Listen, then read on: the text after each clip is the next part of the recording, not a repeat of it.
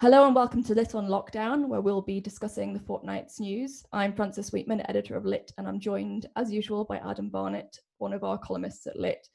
We're recording this the day after the Equality and Human Rights Commission, the top human rights watchdog in the UK, has ruled that the Labour Party unlawfully discriminated against Jewish Labour members.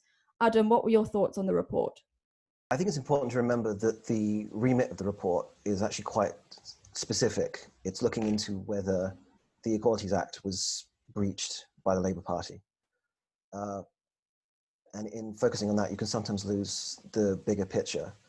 The bigger picture painted in the report is one of the Labour Party as an organisation discriminating against one minority in particular that had really no recourse to justice.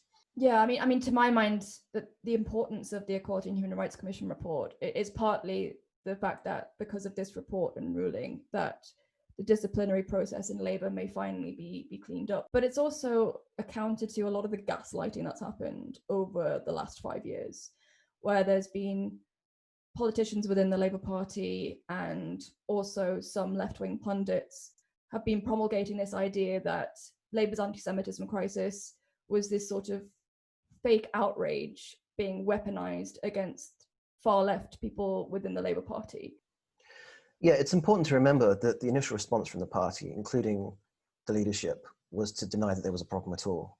It took quite a while and a steady stream of examples and cases before they even acknowledged there was a problem at all. Then they said it was something like 0.1% of the membership. It was a tiny problem and being exaggerated. And they've more or less held on to that ever since, occasionally saying, oh yes, it is a big problem, we need to do something about it. And then they just switched to trying to pin it on their internal enemies. I mean, Jeremy Corbyn put out quite a controversial statement yesterday, in which, in his statement, he claimed that allegations of anti-Semitism had been dramatically overstated for political reasons, which obviously really flied in the face of Keir Starmer's very strong speech during the press conference yesterday morning, in which he put to bed the narrative that this is just a political smear campaign and acknowledged that anti-Semitism was a very real problem. The EHRC report identifies and was required to look at whether equalities law had been breached, but it also highlights or summarizes a huge number of examples of this prejudice among Labour members that don't come anywhere near their threshold. They can only really look at people who are either employees or agents of the party. So just membership doesn't count. Incidentally, it's interesting, the report notes that the party stopped investigating social media posts by members or likes. If you just shared something but didn't say anything about it, they weren't interested in that. So you could share Holocaust denial. The section really shocked me because, I mean, the report acknowledges that the bulk of Labour's anti-Semitism crisis is caused by social media posts from Labour members and representatives. But it did indicate the fact that Labour, until recently, had a policy whereby a person could have, for instance, a Twitter account and could be retweeting people who are on the far right, people who say that, you know, Hitler had the right idea.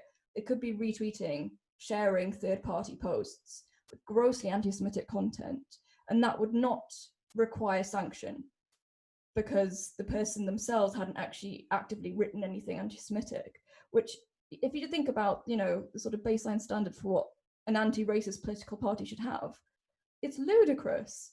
This idea that you could have individuals who are members of the Labour Party who are sharing not even far left memes, they're far right, hardcore anti-Semitic content, and that the Labour Party would not do anything about it, would have a policy of not doing anything about it. It's just horrendous. And you wonder how they ended up in this position, to be honest. As much as I would analyse, you know, Corbyn's individual ideology or what happened within the far left or anything like that, I can't understand why they would end up having a policy like this. It's important to bear in mind that the issue is not just incompetence or a failure of handling this or bad processes. The party's leadership has been caught actively intervening in anti-Semitism complaints, in decisions about whether there should be an investigation or whether someone should be suspended. In at least 23 cases, this is found to be the case, including complaints against the leader himself. So in effect, the leader's office was marking its own homework. That's in the case of the anti-Semitic mural that Corbyn defended. There have also been cases where officials, like Christine Shawcroft, had to resign over the matter, have intervened to protect people who were caught being racist. This is a very serious thing. If you're a Jewish person in the party or outside of the party or concerned with racism against Jews, you could have no confidence in your complaint being taken seriously or dealt with in a way that wasn't biased or politically suspect. So I think, for me personally, one of the things that I think is really positive to come out of this is that there is an acknowledgement that this isn't political smears. This is something that has genuinely happened and has hurt a lot of people, and particularly a lot of Jewish people within the Labour movement over the last 5 years. And without that acknowledgement, I think that it would be very difficult for the Labour Party to heal from the errors and the injustice of the last 5 years. It's the second political party ever to be investigated. So the fact that it was even being investigated is a big deal. You know, it's following from the BNP, which is just bizarre. I mean, if someone had told me 5 years ago, and this is partly probably a demonstration of my political naivety at the time, but if someone had said to me, in 5 years, you will have left the Labour Party over institutional racism, and it will have been found guilty of multiple breaches of the 2010 Equalities Act, I would definitely not have believed that at all. I mean, the Labour Party has strived to be the party for social justice and anti-racism for 100 years. The idea that that party in particular would be engaging in direct and indirect discrimination against Jewish Labour members is just, it's a very sad day for the Labour Party when that finding came to light. What do you think Corbyn's statement really means for the future of Labour anti-Semitism and the Labour left? Well, it returns us to the question of what you think the main issue is. In my opinion, the issue is in 2015, the Labour Party elected as leader a person from a particular corner of the left that has a certain worldview, which includes a lot of anti-Semitism. And everything else follows from that, I think, a historic mistake to identify the left with that person, that faction, and those ideas. What he said yesterday was entirely in keeping with what he said consistently. And his inability, which is both personal and a political one in my view, to make any kind of self-criticism. It's an example of narcissism and self-pity, and also intellectual and moral cowardice. Why do I say that? Because he refuses to subject any of his assumptions or behavior to any doubts or any conflicting evidence. You would think at some point over, around 4 years of this, or decades prior, having basically the same opinions, to think, oh, I didn't think about it quite in that way. Perhaps I got this wrong. None of that. I think the real difficulty with a lot of the discussion around Labour anti-Semitism is that it is so hard to separate the politics from this, because I would argue that it's perfectly possible to be, for instance, pro-Palestine and even on the far left and not be anti-Semitic.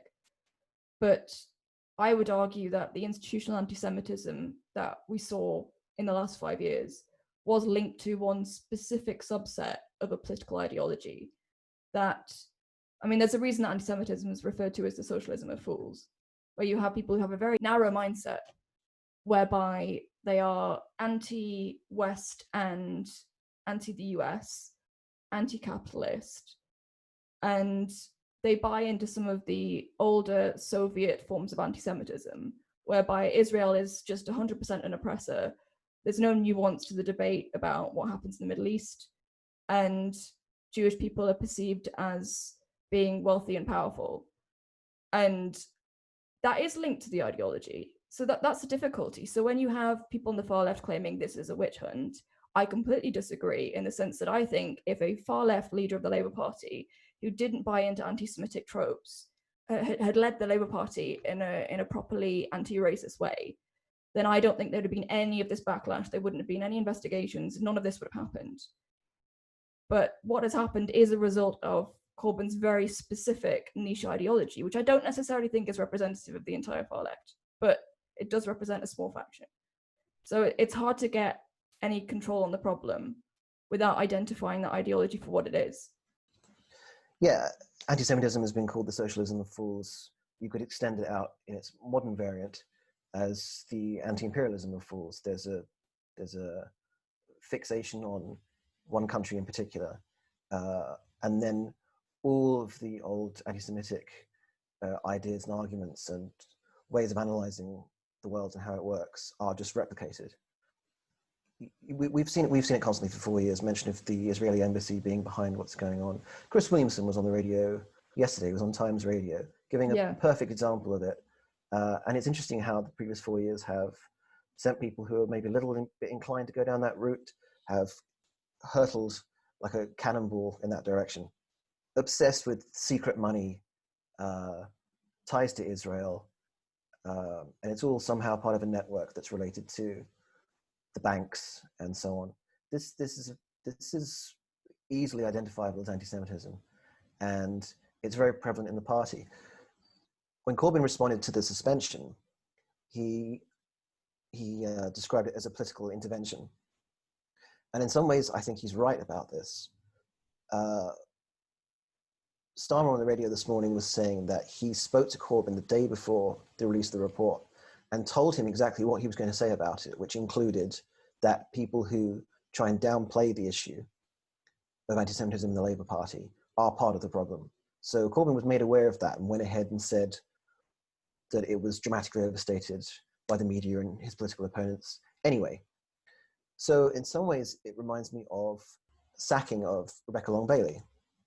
In that case as well, the ostensible issue was anti-Semitism. That was the topic of the dispute. But it was also a matter of insubordination. There was a clear position coming from the leadership.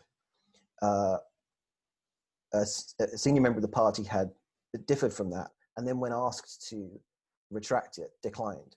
So at that point, there aren't many options available for Starmer politically. What could he say if Corbyn refused to say sorry? Yeah. I sometimes get the impression that it seems to be a bit like Corbyn is the worst combination of stubborn and seduced by his own narrative, which is that he's the subject of a witch hunt. Everyone's out to get him, and he is the only person in any of this that has been at all righteous.